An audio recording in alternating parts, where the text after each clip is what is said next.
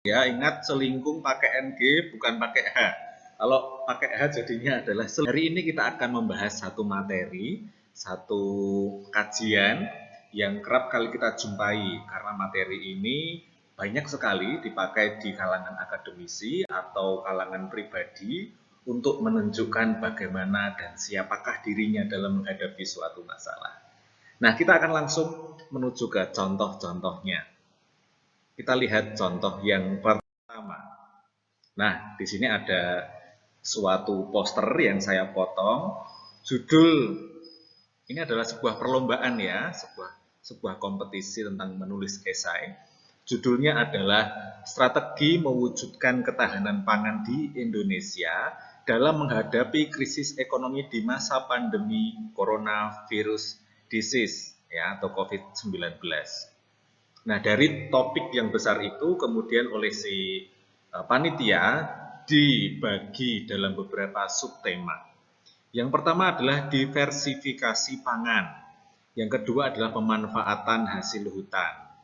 Yang ketiga adalah optimalisasi pendayagunaan lahan. Dan yang keempat adalah teknologi bidang kehutanan.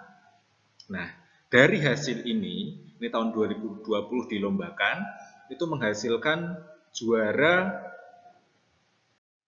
ini ya dari Mas Aditya ini sebagai juara 1 dari IPB, lalu juara 2-nya adalah dari UNS ya.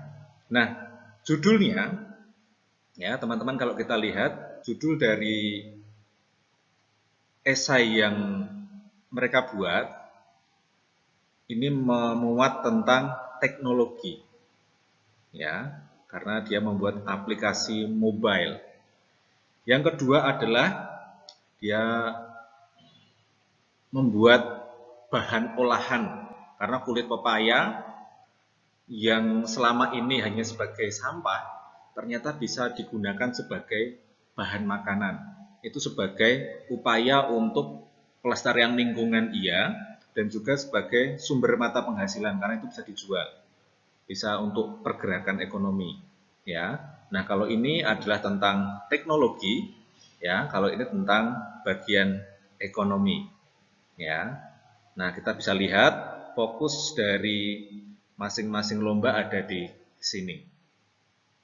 Oke, ini lomba-lomba tentang lomba esai yang berhubungan dengan sains dan teknologi. Kita lihat lagi contoh berikutnya.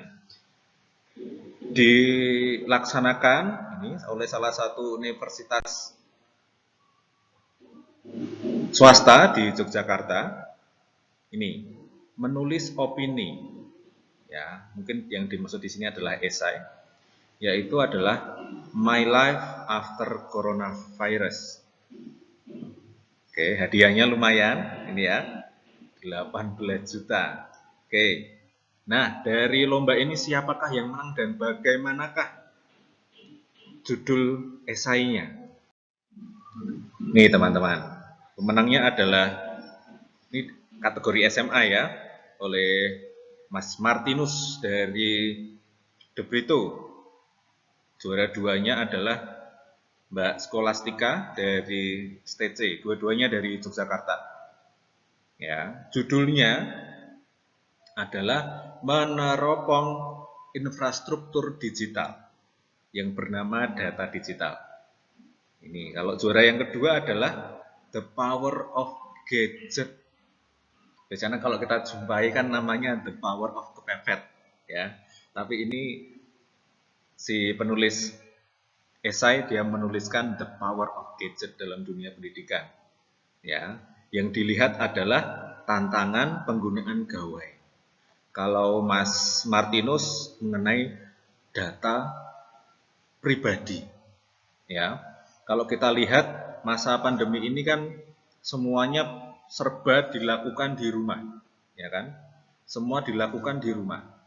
Tapi dengan maraknya itu, ya, maraknya aktivitas kita di rumah itu ternyata menghasilkan banyak sekali data-data digital. Ya. Ini adalah kita bandingkan data digital. Nah, data digital itu yang sudah kita upload ke berbagai platform sosial media, ini memicu sekali kerawanan, teman-teman. Ya, memicu sekali kerawanan. Di sini ada kerawanan, ya, di sini ada kerawanan, kerawanan. Nah, Mas Martinus mencoba menawarkan bagaimana sebaiknya kita melingkupi data ini supaya tidak terlalu terbang bebas ke sosial media, ya kan? Padahal data digital itu kan kalau orang sudah screenshot pasti sudah tersebar di dunia maya dengan cepat. Ya, maka kita harus berhati-hati terhadap data-data digital. Nah, teman-teman, kita sudah melihat contoh-contoh dari esai. Ya, kita mencoba tidak mempelajari berdasarkan teorinya terlebih dahulu, ya, tetapi kita langsung melihat pada praktek, ya, esai-esai yang sudah ada. Nah, sekarang bagaimana dengan pengertiannya sendiri? Lalu apa esai itu? Baik, teman-teman, kita bisa cermati di sini. Apa itu esai? Esai adalah karangan singkat, teman-teman. Ya, bukan skripsi, bukan tesis, karena sifatnya sangat singkat, yang mungkin hanya beberapa halaman, 5 atau 10 halaman, yang memaparkan suatu masalah yang tujuannya adalah membuka wawasan baru. Ya, karena ini penting, membuka wawasan baru di tengah kepenatan ini mau ngapain lagi ya, maka dibukalah wawasan baru. Dan dengan sangat meyakinkan atas wawasan baru itu, tetapi itu semua diambil dari sudut pandang penulis. Ya, karena penulis itu sejatinya adalah manusia, ciptaan Tuhan, pasti memiliki budi pekerti dan daya nalar yang luar biasa, maka disitulah keunikan dari suatu esai. Kita lanjut. Lalu bagaimana cara membuat esai itu sendiri? Nah, di sini bersama dengan kata kunci, kita akan mencoba belajar bersama. Di sini akan ada beberapa tawaran, ya, tawaran tahap-tahapnya. Teman-teman bisa menggunakan satu, bisa menggunakan urutan ini, atau bisa acak caranya, silahkan.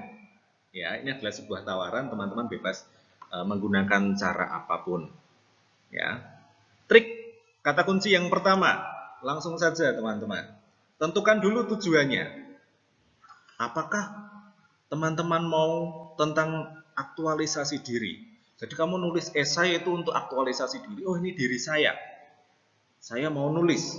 Ini kepekaan sosial saya. Ini adalah tataran yang paling tinggi untuk aktualisasi diri. Yang kedua untuk akademik. Tidak apa-apa. Maka teman-teman harus melihat lagi bagaimana kelembagaan dan bagaimana itu disajikan secara ilmiah. Yang ketiga, ini yang paling sering dijumpai adalah untuk mendapatkan suatu kemenangan. Maka supaya teman-teman bisa menang, itu cara yang paling ampuh menurut saya adalah mencari tahu siapakah juara-juara sebelumnya. Karena dari situ kita bisa melihat, oh ternyata si penyelenggara A itu kalau memilih juara selalu yang dengan tipikal yang seperti ini, tekniknya seperti ini, cara penulisannya seperti ini, cara presentasinya seperti ini. Nah, maka teman-teman harus cermati itu dengan baik. Itu trik kata kunci yang pertama. Lalu trik kata kunci yang kedua. Ini yang paling susah sebenarnya teman-teman. Tetapi Anda jangan khawatir, ya, karena dengan brainstorming, ya, tahap yang kedua ini, Anda akan dimampukan untuk berpikir seliar-liarnya, sebebas-bebasnya, ya, dengan catatan, ya, dengan tadi sudah brainstorming, ya kan, dengan catatan brainstormingnya itu nggak ngasal. Ambil isu yang hot, kemudian itu inovatif, lalu itu solutif, dan bisa diaplikasikan di masyarakat. Artinya itu bukan suatu hal yang konseptual, tetapi bisa dilakukan di kehidupan kita sehari-hari dan itu bisa dibuat. Kalau contoh tadi adalah gawai, ya kan, dia membuat aplikasi mobile, itu bisa dibuat. Mengurangi sampah plastik dengan botol minum. Plastik yang bisa kita pakai selamanya, itu juga bisa dibuat. Cara yang paling mudah adalah dengan 3 falsafah Jawa ini. Yang pertama adalah niteni, yang kedua adalah niroke, dan yang ketiga adalah nambai. Amati terlebih dahulu. Ya, setelah mengamati apa yang menarik ya di situ, kemudian kamu tiru. Ya, tiru tidak apa-apa, tiru tidak salah. Ya.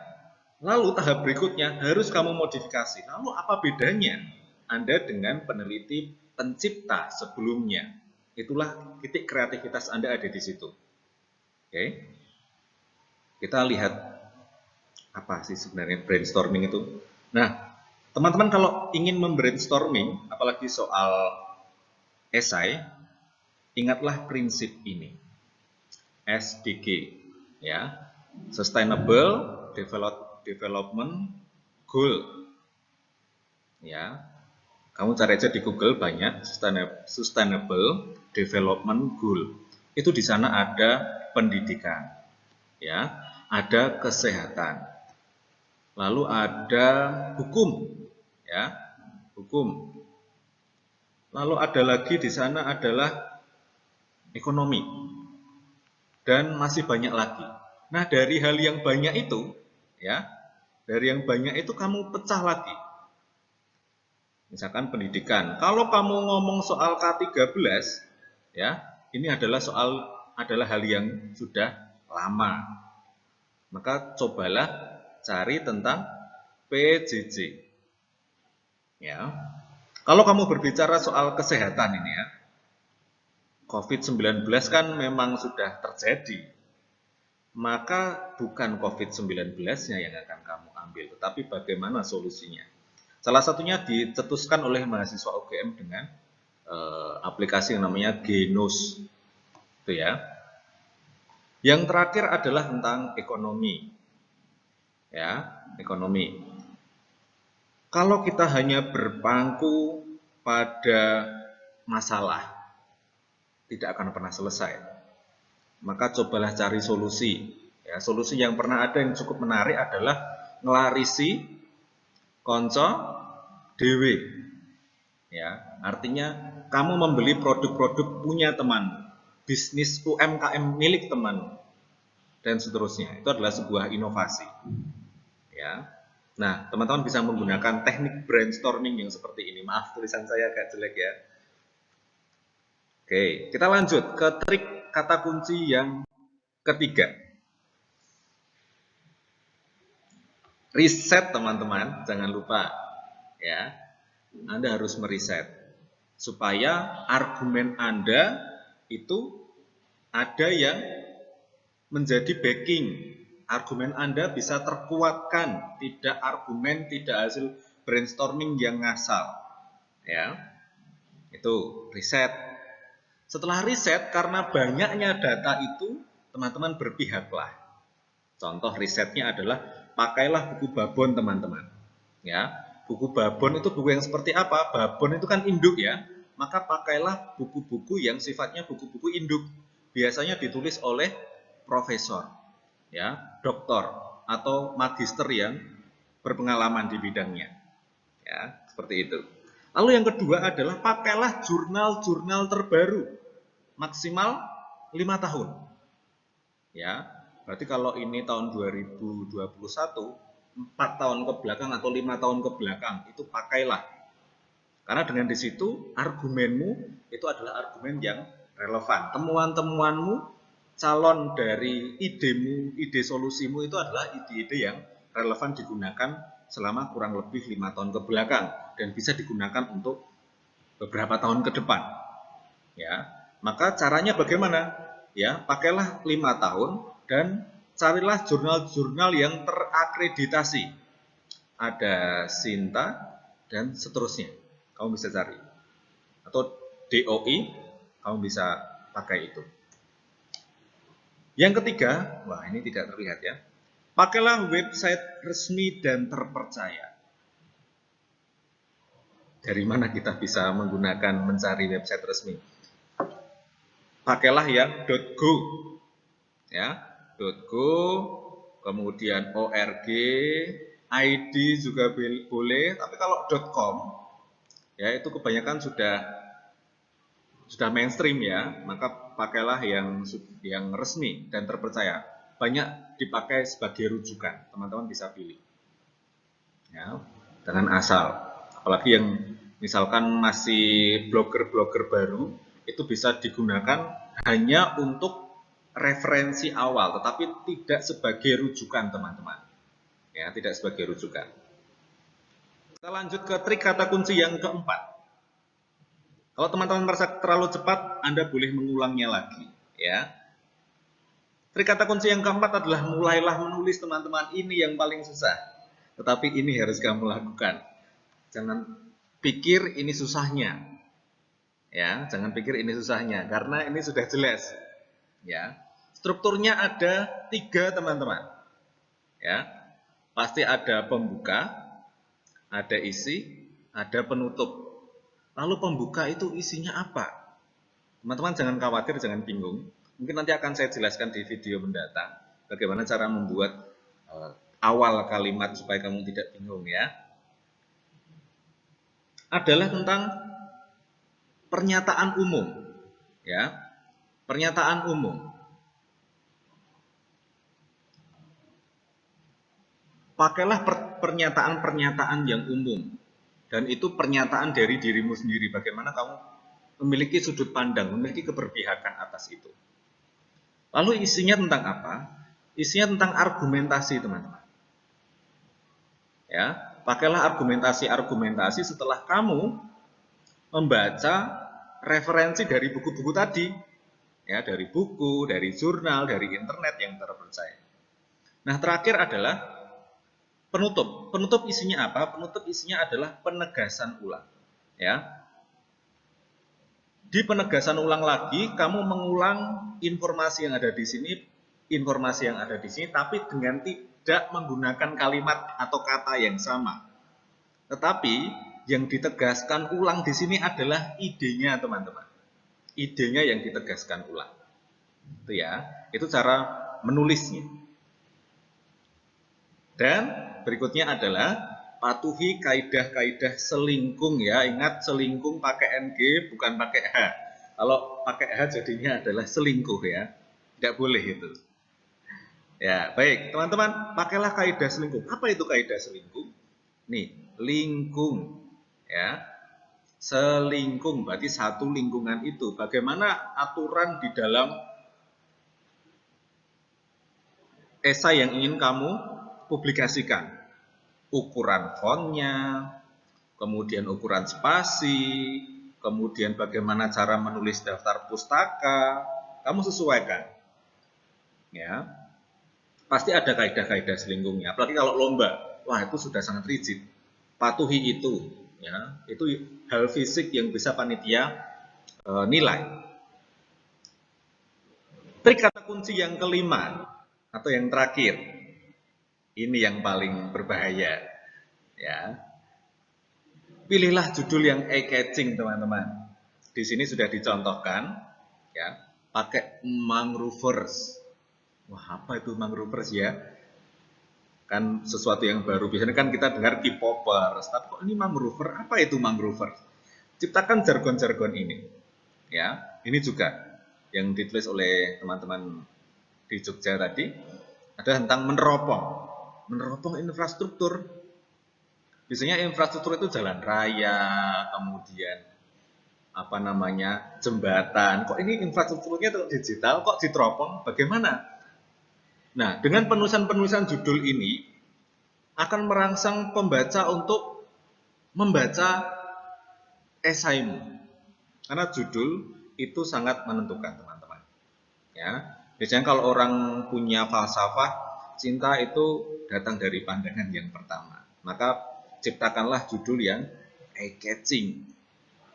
Itu, teman-teman. Nah, terima kasih teman-teman sudah melihat ya, menyimak beberapa opsi, beberapa pilihan bagaimana cara membuat esai yang baik. Semoga teman-teman dalam membuat esai, baik itu secara pribadi, kemudian akademisi, atau untuk kejuaraan, atau bahkan untuk mendapatkan beasiswa, itu bisa tercapai dengan baik.